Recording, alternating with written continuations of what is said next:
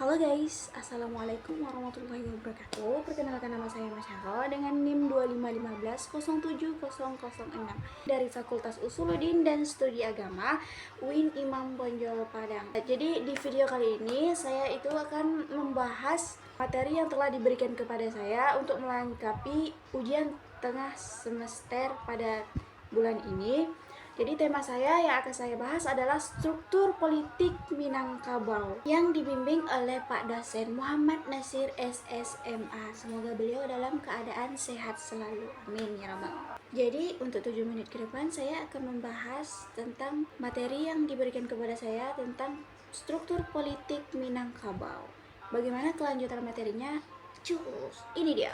Jadi teman-teman, kita akan membahas tentang konsep ataupun struktur politik Minangkabau. Jadi di sini saya akan langsung saja menjabarkan tentang materi saya pada hari ini. Yang pertama tentang konsep kekuasaan dan kepemimpinan dalam masyarakat Minangkabau. Jadi teman-teman, sistem politik Minangkabau itu berakar pada nilai, adat, dan filsafah hidup yang dikenal dengan adat bersandi syarak bersandi kitabullah. Jadi filsafah ini menegaskan bahwa adat di Minangkabau ini berlandaskan pada syariat Islam, sementara syariat itu bersumber pada Al-Quran. Jadi oleh karena itu, struktur kekuasaan dan kepemimpinan di Minangkabau ini memiliki dimensi adat, agama, dan hukum. Maksudnya yang saling berhubungan dan tidak dapat dipisahkan. Jadi teman-teman, kepemimpinan di Minangkabau ini tidak bersifat sentralistik seperti kerajaan, tetapi bersifat kolektif dan demokratis. Sesuai prinsip musyawarah dan mufakat, kekuasaan tidak bertumpu pada satu individu. Maksudnya kekuasaan itu tidak tunggal, tetapi terbagi ke dalam beberapa lapisan sosial yang diikat oleh sistem matrilineal, yaitu matrilineal itu garis keturunan ibu. Jadi teman-teman, dalam konteks ini kepemimpinan di Minangkabau itu dikenal dengan istilah orang bajinih, yaitu orang yang memiliki kedudukan sosial tertentu dalam struktur adat dan pemerintahan nagari dalam kurung desa adat. Para pemimpin ini menjalankan fungsi pemerintahan, sosial, dan keagamaan secara bersama-sama, mencerminkan keseimbangan antara adat dan agama. Baik, kita lanjut dalam pembahasan yang kedua, yaitu tentang struktur kekuasaan dalam masyarakat Minangkabau. Yang pertama, struktur kekuasaan Minangkabau itu dapat dipahami melalui dua konsep utama, teman-teman. Yang pertama, tali tiga sapilin. Tali tiga sapilin itu apa sih? Nah, tali tiga sapilin itu bermakna tiga tali yang dipilin menjadi satu, menggambarkan sinergi tiga unsur dalam tatanan kekuasaan Minangkabau, yaitu ada kekuasaan adat. Nah, di kekuasaan adat ini dipimpin oleh Nini Mama, teman-teman. Nini Mama ini adalah pemimpin adat dalam suku ataupun kaum. Mereka berfungsi sebagai penjaga adat, menentu keputusan adat, serta menyeimbangkan kehidupan sosial. Mereka ini bertugas menjaga kesejahteraan dan kehormatan kaum Minangkabau. Maksudnya menjaga kehormatan masing-masing. Nah, dalam ranah politik lokal, Nini Mama ini memiliki kekuasaan besar, teman-teman, dalam menentukan kebijakan sosial, hukum adat, serta kepemimpinan di nagari. Nah, untuk yang kedua, kekuasaan agama, teman-teman. Kekuasaan agama ini dipimpin oleh alim ulama. Nah, seperti yang kita ketahui, alim ulama itu kan perannya sangat penting ya teman-teman, yaitu dalam memberikan arahan moral dan spiritual berdasarkan syariat Islam. Mereka ini di sini memastikan bahwa setiap keputusan adat tidak bertentangan dengan ajaran Islam. Jadi mereka ini ibaratkannya menyeimbangkan semuanya dengan ajaran Islam agar tidak bertentangan. Nah, untuk yang ketiga ada kekuasaan undang. Kekuasaan undang ini yang dipimpin oleh Cadik Pandai, teman-teman. Cadik Pandai itu golongan terpelajar yang memahami hukum, administrasi, dan sistem sosial, teman-teman. Jadi mereka itu membantu dalam penyusunan aturan dan pelaksanaan pemerintahan nagari.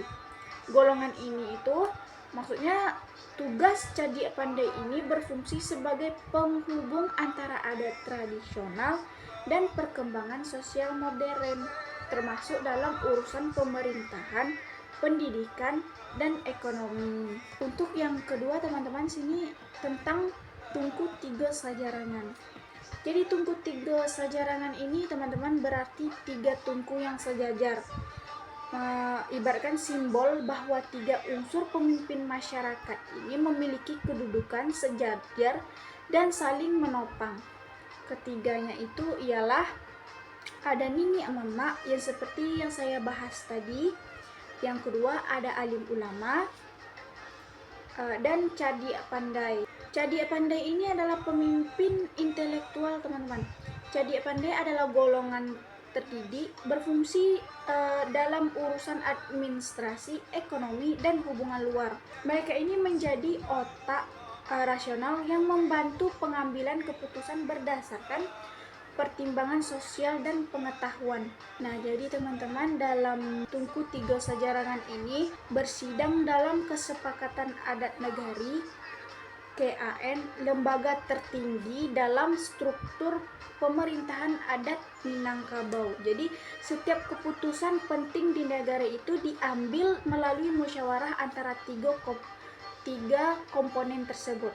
Jadi teman-teman, untuk yang ketiga kita akan membahas tentang struktur kepemimpinan Urang nan Bajini. Jadi dalam kepemimpinan Urang Bajini ini dibagi menjadi 2 bagian, teman-teman.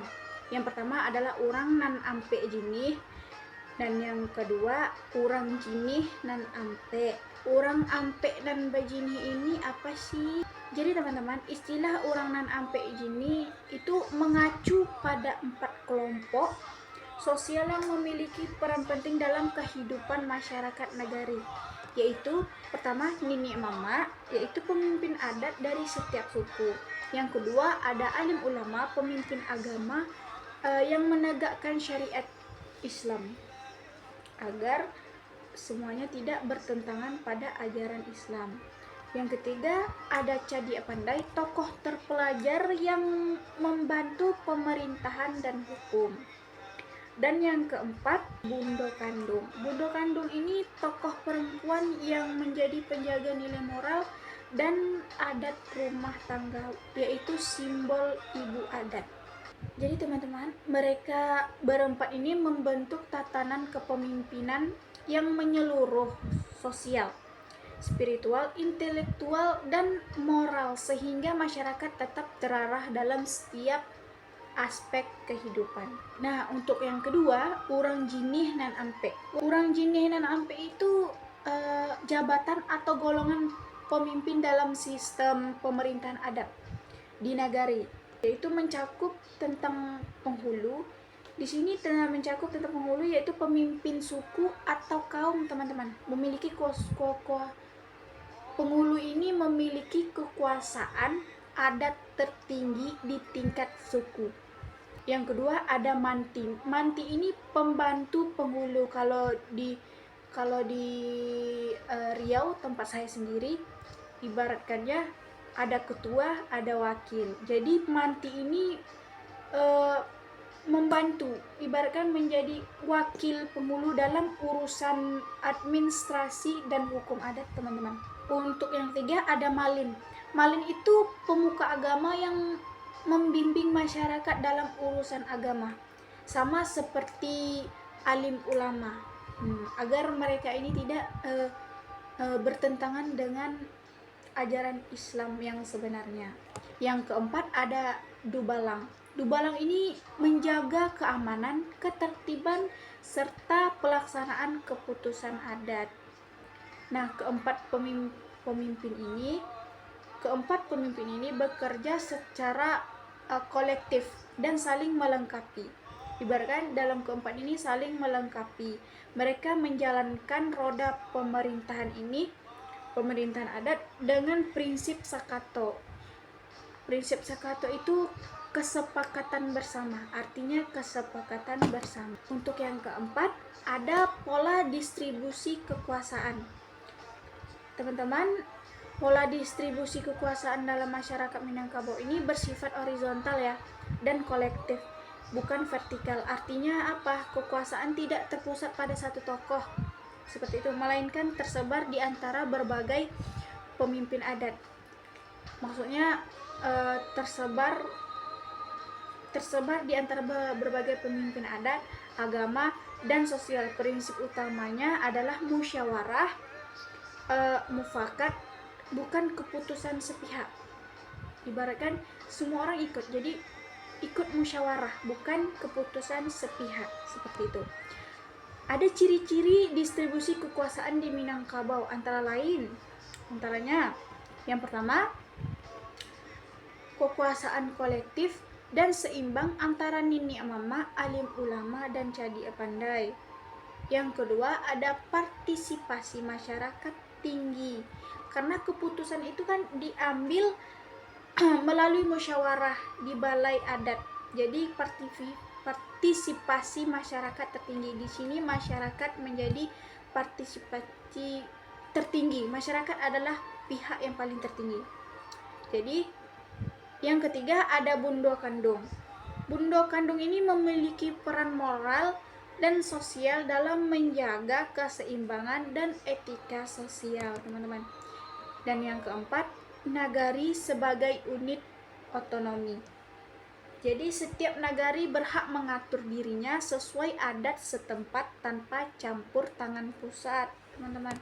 Jadi dengan demikian, sistem politik Minangkabau ini adalah bentuk demokrasi lokal yang sudah ada jauh sebelum konsep demokrasi modern yang diperkenalkan di Indonesia.